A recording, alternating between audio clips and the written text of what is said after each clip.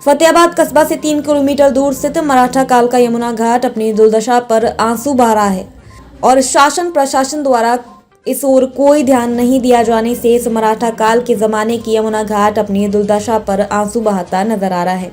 अगर देखा जाए तो कस्बा फतेहाबाद से 3 किलोमीटर दूर इस यमुना घाट पर कस्बा से लेकर समस्त ग्रामीण क्षेत्र की जनता अंतिम संस्कार को पहुंचती है, लेकिन यमुना घाट पर कोई व्यवस्था न होने से लोगों को काफी परेशानी का सामना करना पड़ता है। कस्बा के समाज सेवी उत्तम चंद ज्वेलर्स, भोला गुप्ता समाज सेवी संस्था के अध्यक्ष आलोक बछवार आदि समाज सेवियों द्वारा 2 साल पहले मिट्टी में दबी हुई सीढ़ियों को खुदाई कर निकलवाया गया। डॉक्टर अरुण चाइल्ड स्पेशलिस्ट, बाल रोग विशेषज्ञ, बच्चे की किसी भी प्रकार की बीमारी का संपूर्ण इलाज, सभी प्रकार की जांच की सुविधा उपलब्ध। Doctor Arun Jain, MBBS DCH gold medallist.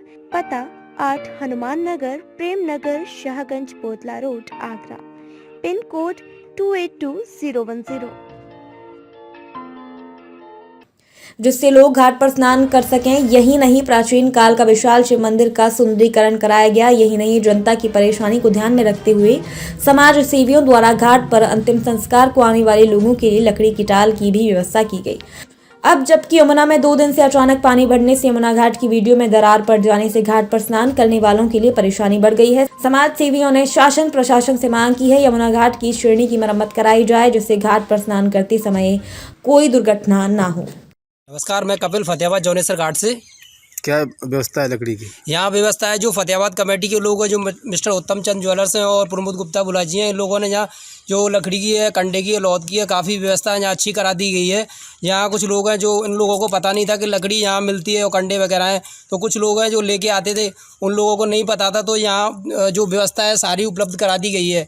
कुछ व्यवस्था है जो यहाँ नहीं हो पा रही है, जो कंडे की व्यवस्था नहीं बन पा रही है। कुछ लकड़ी है, लकड़ी की व्यवस्था भी इतनी नहीं उपलब्ध हो पा रही है। ओनली यहाँ एक ही लकड़ी भंडार बना हुआ है। तो यहाँ जो लोग कह रहे हैं कि जो लकड़ी है सब तरीके की रखो, तो यहाँ व्यवस्था थोड़ी कम है। इस चक्कर में यहाँ थोड़ी बहुत ही ज़्यादा दिक्कत आ रही है। तो यहाँ लकड़ी है जो सूखी दी जा रही है। कोई सब आता है तो क्या व्यवस्था है पूरी लकड़ी की?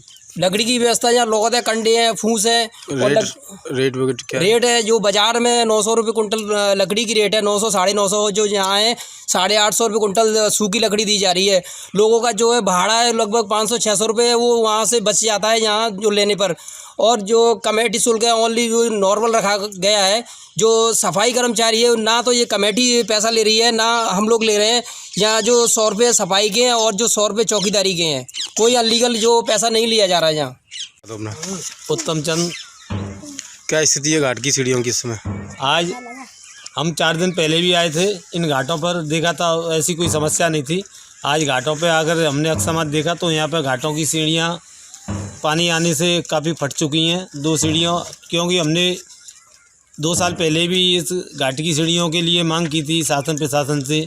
ब्लॉक में भी जाकर SDO साहब से कहा था और वो एक बार इसका निरीक्षण भी करने आए थे। उन्होंने कहा था कि इन सीढ़ियों को हम मरम्मत जल्दी से जल्दी करा देंगे, मगर हमारी कोई सुनाई नहीं हुई। हमारे फतेहाबाद के जो लोग दानदाता थे उन्होंने यहाँ काफ़ी मदद की, क्योंकि प्राचीन काल के मराठा कालीन के ये घाट हैं। प्राचीन काल से कभी यहाँ घाट नहीं थे। अब हमें घाट यहाँ देखने को भी मिले हैं। हमें बड़ा अच्छा महसूस हुआ है कि इन घाटों पर बैठ के लोग स्नान कर पाते हैं किसी भी श्राद्ध पर या किसी भी